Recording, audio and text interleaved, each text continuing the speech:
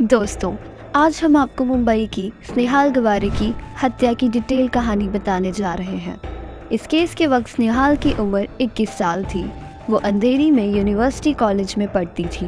स्नेहाल के पिता का नाम हिंदू राव गवारे था और वह एक बैंक में जॉब करते थे और उनकी मां का नाम कल्पना गवारे था और वो एक टीचर थी। स्नेहाल के अलावा इन दोनों की एक और बेटी थी जो इन दिनों लंदन में पढ़ाई कर रही थी। ये परिवार पुणे में रहता था। एक दिन जून के महीने में स्नेहाल अपने दोस्तों साथ ट्रैकिंग पर जाती है और कई दिन खूब मज़े करती है। लेकिन उसी दौरान स्नेहल का पैर का अंगूठा चोटल हो जाता है और उसे हॉस्पिटल लेके जाया जाता है और उसे पूरे 1.5 महीने का आराम बोला जाता है। फिर स्नेहाल घर पर आती है और करीब 1 महीने से आराम पर होती है। तभी एक दिन वो अकेली घर पर थी क्योंकि उसके पिता सुबह ही काम पर चले गए थे और उसकी माँ 11 बजे अपनी नौकरी पर जाती है। फिर जब उसकी माँ घर वापस आती है तो वहाँ स्नेहाल नहीं होती। फिर वो स्नेहाल को ढूंढने लगती है लेकिन स्नेहाल नहीं मिलती। स्नेहाल का सारा सामान उसके कमरे में ही होता है। फिर वो स्नेहाल के पिता को कॉल करने लगती है और तभी देखती है कि स्नेहाल का एक मैसेज आया होता है जो ब्लैंक खाली होता है। फिर वो स्नेहाल के पिता को कॉल करती है और सब बताती है। फिर वो स्नेहाल के दोस्तों से भी पूछती है मगर कुछ नहीं पता चलता। स्नेहाल का एक बॉयफ्रेंड भी था जिसके नाम हिरेन राठौड़ था। इनकी मुलाकात 2004 में हुई थी और इनकी मुलाकात को 3 साल हो गए थे। हिरेन को भी कॉल किया जाता है और वो भी कहता है कि मुझे स्नेहाल के बारे में कोई जानकारी नहीं है। कुछ भी पता ना चलने के बाद स्नेहाल के माता पिता नज़दीकी पुलिस स्टेशन जाते हैं और करीब 6:30 बजे उसकी रिपोर्ट लिखवाते हैं। फिर स्नेहाल के रिश्तेदार और माता पिता भी कई यत्न करते हैं मगर कुछ हाथ नहीं आता। फिर वो सब स्नेहाल के कमरे में सो जाते हैं। सुबह जब अभी उठते हैं तो स्नेहाल की माँ की नज़र बेड के नीचे पड़ी बॉटल पर जाती है और वो बॉटल स्नेहाल की होती है और वो बेड के बॉक्स में पड़ी होती है।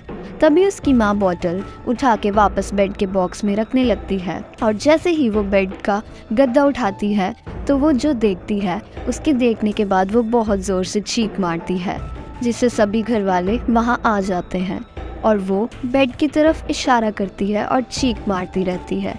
फिर वो बेहोश हो जाती है। फिर जब बाकी लोग उस बेड के बॉक्स को खोलते हैं तो उनके पैरों तले ज़मीन खिसक जाती है। दरअसल उसके अंदर स्नेहाल की लाश पड़ी होती है। फिर वहाँ पुलिस को बुलाया गया। पुलिस शव को लेके जाती है और सबसे पहले शक स्नेहाल के बॉयफ्रेंड हिरेन पे जाता है। इसकी माँ ने बताया कि पिछले 1 हफ्ते से उसका किसी बात पर झगड़ा हो रहा था। फिर पुलिस सबसे पहले हिरेन से पूछताछ करती है और पूछताछ है कि घंटा 1 दिन वो कहाँ था। हिरेन कहता है कि हर रोज़ की तरह वो अपने काम पर गया हुआ था। पुलिस इस बात को पक्का करने के लिए उसको ऑफिस जाती है और वहाँ उसके साथी बोलते हैं कि हाँ, हिरेन 19 जुलाई को यहीं पर था। पर जब पुलिस अटेंडेंस रजिस्टर मंगवाया जाता है तो वो वहाँ नहीं होता। उसको काफ़ी ढूंढती है लेकिन वो नहीं मिलता और उसकी खोज सालों तक चलती है लेकिन कुछ नहीं पता चलता। पुलिस और स्नेहाल के घर वालों का सारा शक हिरेन की तरफ था लेकिन हर पूछताछ में वो बचता आ रहा था। फिर पुलिस नए सिरे से जांच शुरू करती है और इस जांच में हिरेन के परिवार को भी शामिल करती है। इसी जांच के दौरान खुलासा होता है कि स्नेहाल के पिता को शक था कि उसकी पत्नी का चक्कर उसके ही रिश्तेदार अनिल के साथ चल रहा है। पुलिस इस साइड से भी जांच शुरू करती है। इसी के बीच एक और खुलासा होता है कि स्नेहाल के पिता का रिश्ता स्नेहाल की माँ के साथ ठीक नहीं था और जो इनकी बेटी लंदन में पढ़ाई कर रही थी शीतल, उसके साथ भी स्नेहाल का पिता का रिश्ता ठीक नहीं था। शीतल ने तो अपने पिता पर मारपीट का केस भी दर्ज कराया हुआ था। जब पुलिस को कहीं से कोई क्लू नहीं मिलता तो पुलिस अधिकारी इसी ओर इशारा करते हैं कि कहीं इस घटना को किसी गैंग ने तो नहीं अंजाम दिया। फिर पुलिस वहां गैंग के अब्राहम से पूछताछ करती है मगर इससे भी कुछ नहीं पता चलता। फिर पुलिस स्नेहाल के मोबाइल ढूंढने की कोशिश करती है जो उसी दिन गायब हुआ था जिस दिन स्नेहाल की हत्या हुई थी। फिर थोड़े दिन बाद ये मोबाइल एक्टिवेट होता है और पुलिस इसके नंबर से मोबाइल ट्रेस करती है। फिर पता चलता है कि ये मोबाइल मनसुख शिवाजी नाम आदमी के पास है। इस शख्स को भी गिरफ्तार कर लिया जाता है और पूछताछ का सिलसिला शुरू किया जाता है। मनसुख बताता है कि मेरी मोबाइल की दुकान है और मुझे कुछ दिन पहले किसी आदमी ने ये मोबाइल 3500 में बेचा था।